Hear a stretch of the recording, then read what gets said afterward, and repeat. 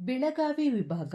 ಈ ವಿಭಾಗದ 4 ಜಿಲ್ಲೆಗಳು 1956ರವರೆಗೆ ಮುಂಬೈ ಪ್ರಾಂತದಲ್ಲಿದ್ದವು. ರಾಜ್ಯ ಪುನರ್ವಿಂಗಡಣೆಯಲ್ಲಿ ಕರ್ನಾಟಕದಲ್ಲಿ ವಿಲೀನಗೊಂಡವು. ಈ ವಿಭಾಗದ ಧಾರವಾಡ ಜಿಲ್ಲೆಯನ್ನು 1997ರಲ್ಲಿ ವಿಭಜಿಸಿ ಹಾವೇರಿ ಮತ್ತು ಗದಗ ಜಿಲ್ಲೆಗಳನ್ನು ರಚಿಸಲಾಯಿತು ಮತ್ತು ಬಿಜಾಪುರ ಅಥವಾ ವಿಜಯಪುರ ಜಿಲ್ಲೆಯನ್ನು ವಿಭಜಿಸಿ ಬಾಗಲಕೋಟೆ ಜಿಲ್ಲೆಯನ್ನು ರಚಿಸಲಾಯಿತು. ಈ ವಿಭಾಗದಲ್ಲಿ ಇಂದು 7 ಜಿಲ್ಲೆಗಳಿವೆ. ಅವು ಯಾವುವೆಂದರೆ ಬೆಳಗಾವಿ, ಧಾರವಾಡ, ಹಾವೇರಿ, ಗದಗ, ವಿಜಯಪುರ, ಬಾಗಲಕೋಟೆ ಮತ್ತು ಉತ್ತರ ಕನ್ನಡ ಜಿಲ್ಲೆ.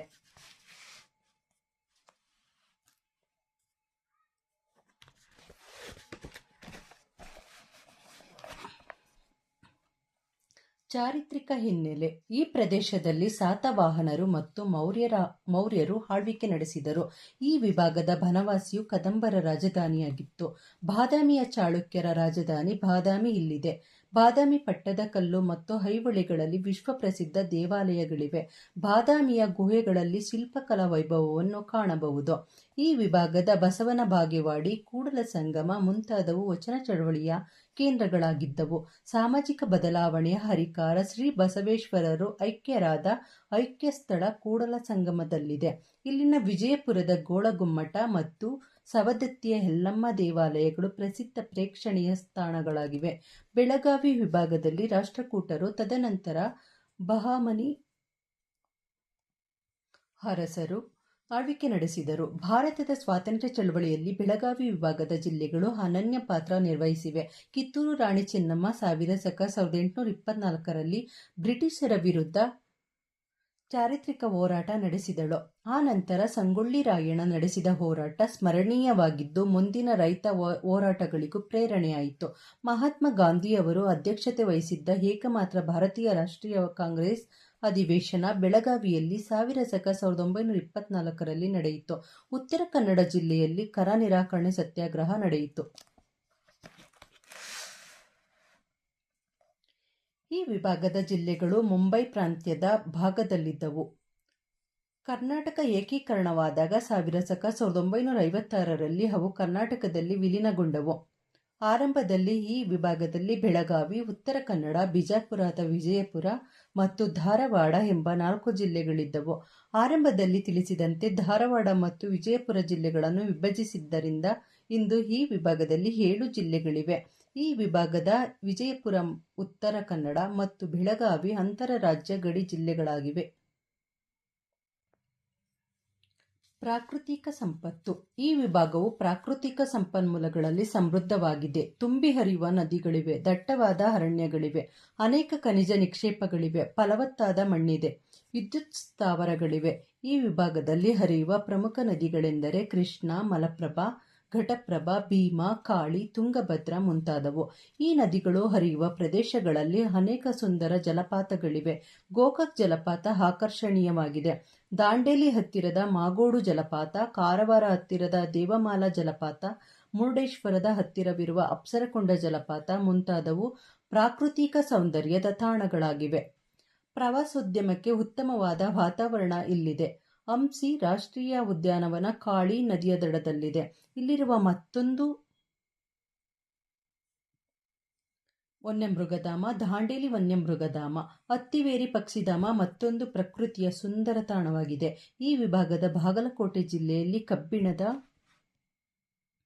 ಅದಿರು ದೊರೆಯುತ್ತದೆ. ಮತ್ತೊಂದು ಇಲ್ಲಿ ದೊರೆಯುವ ಕಚ್ಚಾ ವಸ್ತುವೆಂದರೆ ಸುಣ್ಣದ ಕಲ್ಲು. ಈ ವಿಭಾಗದ ಜಿಲ್ಲೆಗಳಲ್ಲಿ ಬೆಣಚು ಕಲ್ಲು ಅಪಾರವಾಗಿ ದೊರೆಯುತ್ತದೆ. ಇಳಕಲ್ ಭಾಗದಲ್ಲಿ ಗ್ರಾನೈಟಿನ ಅಪಾರ ನಿಕ್ಷೇಪವಿದೆ. ಇಲ್ಲಿಂದ ಗ್ರಾನೈಟ್ ಕಲ್ಲುಗಳನ್ನು ರಫ್ತು ಮಾಡಲಾಗುತ್ತದೆ.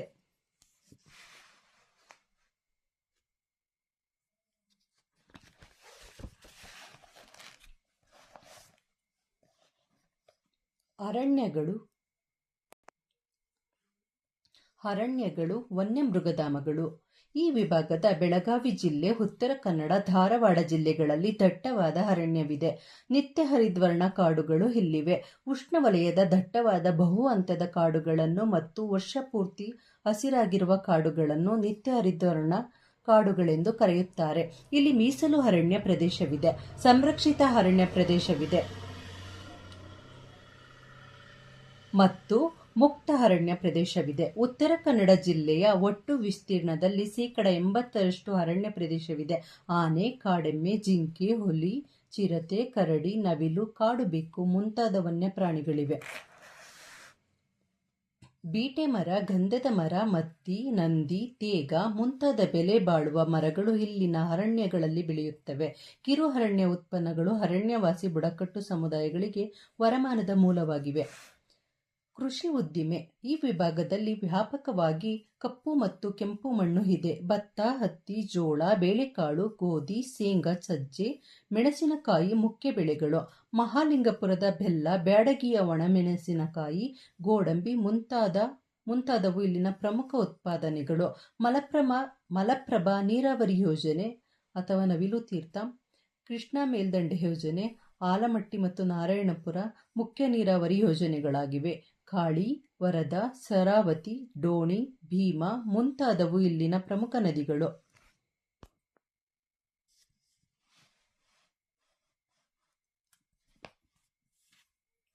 ಮೀನುಗಾರಿಕೆಯು ಉತ್ತರ ಕನ್ನಡ ಜಿಲ್ಲೆಯಲ್ಲಿನ ಮುಖ್ಯ ಉದ್ಯೋಗವಾಗಿದೆ.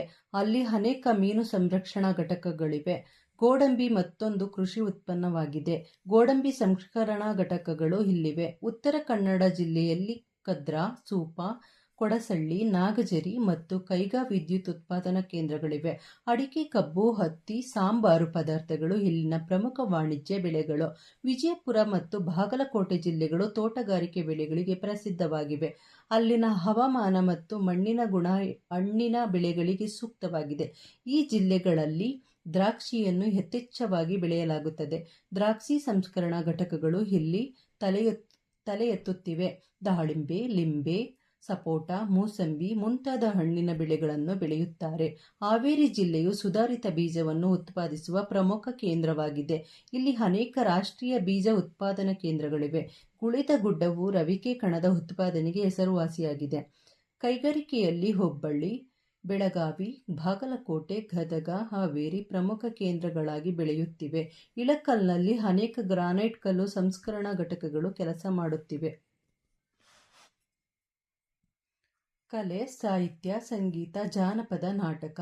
ಈ ವಿಭಾಗದ ಜಿಲ್ಲೆಗಳು ವಿವಿಧ ಬಗೆಯ ಲಲಿತ ಕಲೆಗಳಿಗೆ ಪ್ರಸಿದ್ಧವಾಗಿವೆ.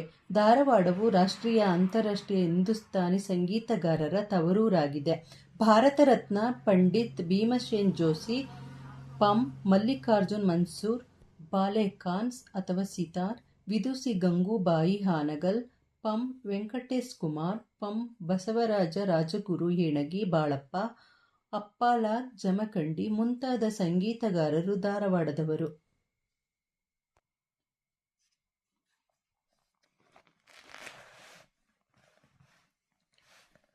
ಮಧ್ಯಯುಗದಲ್ಲಿ ಅನೇಕ ಪ್ರಮುಖ ಕನ್ನಡ ಕಾವ್ಯಗಳನ್ನು ರಚಿಸಿದ ರನ್ನ, ನಾಗಚಂದ್ರ, ನಯಸೇನ, ಕುಮಾರವ್ಯಾಸ, ಚಾಮರಸ, ಬಸವಣ್ಣ, ಕನಕದಾಸ, ಶಿಶುನಾಳ ಶರೀಫ್ ಮುಂತಾದವರು ಬೆಳಗಾವಿ ವಿಭಾಗದ ವಿವಿಧ ಪ್ರದೇಶಗಳಿಗೆ ಸೇರಿದವರು. ವಚನ ಪಿತಾಮಹ ಡಾ. ಪಗು ಅಳಕಟ್ಟಿ, ಬೂಸನೂರ್ ಮಠ್, ದಿನಕರ್ ದೇಸಾಯಿ, ಬಸವರಾಜ್ ಕಟ್ಟೀಮನಿ, ಎಂ. ಕಲಬುರ್ಗಿ, ಆದ್ಯ ರಂಗಾಚಾರ್ಯ ಅಥವಾ ಶ್ರೀರಂಗ, ಜ್ಞಾನಪೀಠ ಪ್ರಶಸ್ತಿ ಪುರಸ್ಕೃತರಾದ ದ. ರಾ ಬೇಂದ್ರೆ, ವಿ. ಕೃ. ಗೋಕಾಕ್, ಗಿರೀಶ್ ಕಾರ್ನಾಡ್, ಚಂದ್ರಶೇಖರ ಕಂಬಾರ ಮುಂತಾದವರು ಈ ವಿಭಾಗದವರಾಗಿದ್ದು, ಆಧುನಿಕ ಯುಗದಲ್ಲಿ ಕನ್ನಡ ಸಾಹಿತ್ಯವನ್ನು ಶ್ರೀಮಂತಗೊಳಿಸಿದ್ದಾರೆ. ಕನ್ನಡದ ನಿಘಂಟನ್ನು 4 ಸಂಪುಟಗಳಲ್ಲಿ ಹೊರತಂದ ರೆವರೆಂಡ್ ಕಿಟೆಲ್ರವರ ಕಾರ್ಯಭೂಮಿ ಧಾರವಾಡ ಆಗಿತ್ತು. ಜಾನಪದಗಾರುಡಿಗ ಹುಕ್ಕೇರಿ ಬಾಳಪ್ಪ, ನಾಡೋಜ ಸುಕ್ರಿ ಬಮ್ಮಗೌಡ ಮುಂತಾದವರು ಜಾನಪದ ಕ್ಷೇತ್ರದಲ್ಲಿ ಹೆಸರು ಮಾಡಿದವರು. ಶ್ರೀಕೃಷ್ಣ ಪಾರಿಜಾತ, ಬಡಗು ತಿಟ್ಟು, ಯಕ್ಷಗಾನ, ಸಣ್ಣಾಟ, ದುಡ್ಡಾಟ ಮುಂತಾದ ಕಲಾ ಪ್ರಕಾರಗಳು ಇಲ್ಲಿ ಬೆಳೆದವು. ಅಪ್ಪಾಲಾಲ ಜಮಖಂಡಿ, ಕೌಜಲಗಿ ನಿಂಗಮ್ಮ, ಲೋಕಾಪುರ ದೇಶಪಾಂಡೆ ಮುಂತಾದವರು ನಟನಾ ಕಲೆಯನ್ನು ಮೆರೆದವರು.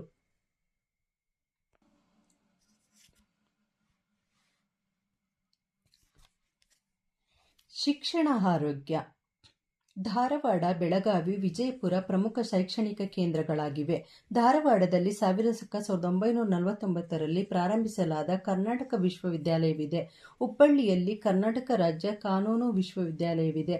ಬೆಳಗಾವಿಯಲ್ಲಿ ರಾಣಿ ಚೆನ್ನಮ್ಮ ವಿಶ್ವವಿದ್ಯಾಲಯ ಮತ್ತು ವಿಶ್ವೇಶ್ವರಯ್ಯ ತಾಂತ್ರಿಕ ವಿಶ್ವವಿದ್ಯಾಲಯವಿದ್ದರೆ ವಿಜಯಪುರದಲ್ಲಿ ಕರ್ನಾಟಕ ರಾಜ್ಯ ಅಕ್ಕಮಹಾದೇವಿ ಮಹಿಳಾ ವಿಶ್ವವಿದ್ಯಾಲಯವಿದೆ.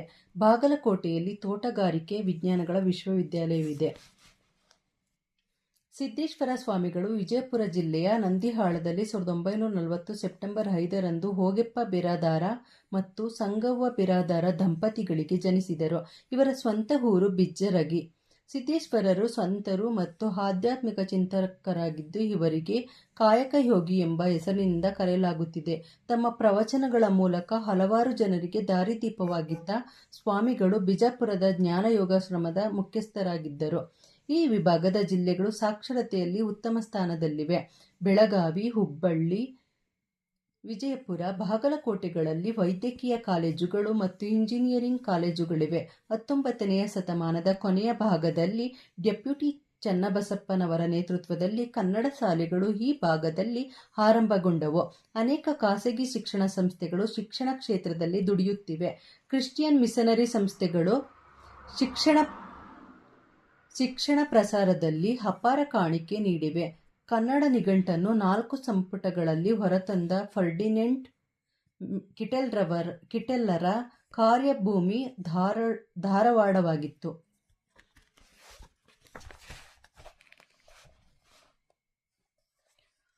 ಆರೋಗ್ಯ ಕ್ಷೇತ್ರದಲ್ಲಿಯೂ ಬೆಳಗಾವಿ ವಿಭಾಗದ ಜಿಲ್ಲೆಗಳು ಪ್ರಗತಿ ಸಾಧಿಸಿವೆ.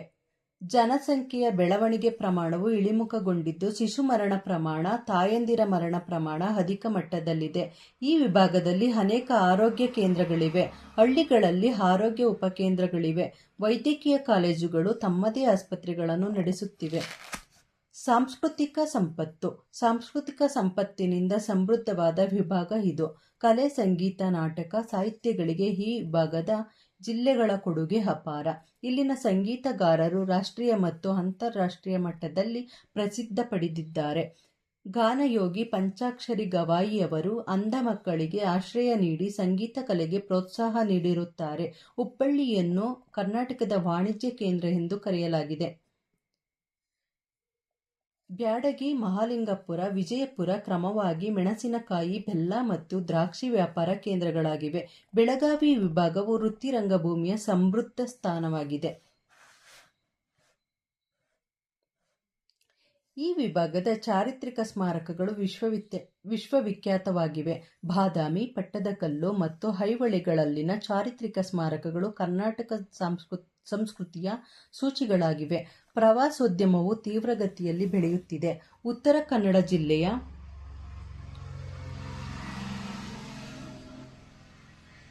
ಕಾರವಾರದ ಬಳಿಯ ಐಎನ್ಎಸ್ ಕದಂಬ ರಕ್ಷಣಾ ಕ್ಷೇತ್ರದ ಪ್ರಮುಖ ನೌಕಾನೆಲೆಯಾಗಿ ಬೆಳೆಯುತ್ತಿದೆ. ಈ ಜಿಲ್ಲೆಯ ದಟ್ಟ ಅರಣ್ಯ ಪ್ರದೇಶವು ಅನೇಕ ವನ್ಯಮೃಗಗಳಿಗೆ ವಾಸಸ್ಥಾನವಾಗಿದೆ. ಇದು ಅನೇಕ ನದಿಗಳಿಗೆ ಉಗಮ ಸ್ಥಾನವಾಗಿದೆ. ಈ ವಿಭಾಗದಲ್ಲಿನ ಅನೇಕ ಜಲಪಾತಗಳು ಆಕರ್ಷಣೀಯವಾಗಿ ಪ್ರವಾಸಿಗರನ್ನು ಅಪಾರ ಸಂಖ್ಯೆಯಲ್ಲಿ ಸೆಳೆಯುತ್ತಿವೆ. ಸಮುದ್ರ ದಂಡೆಯಲ್ಲಿನ ಬೀಚುಗಳು ಇತರ ಪ್ರವಾಸಿ ತಾಣಗಳಾಗಿವೆ.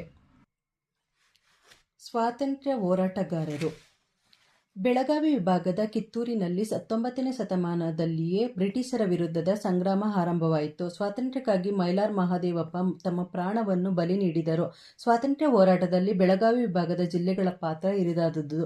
ಈ ವಿಭಾಗದ ಸಾವಿರಾರು ಜನರು ಸ್ವಾತಂತ್ರ್ಯ ಹೋರಾಟದಲ್ಲಿ ಭಾಗವಹಿಸಿ ಸೆರೆಮನೆ ಶಿಕ್ಷೆ ಅನುಭವಿಸಿದ್ದಾರೆ.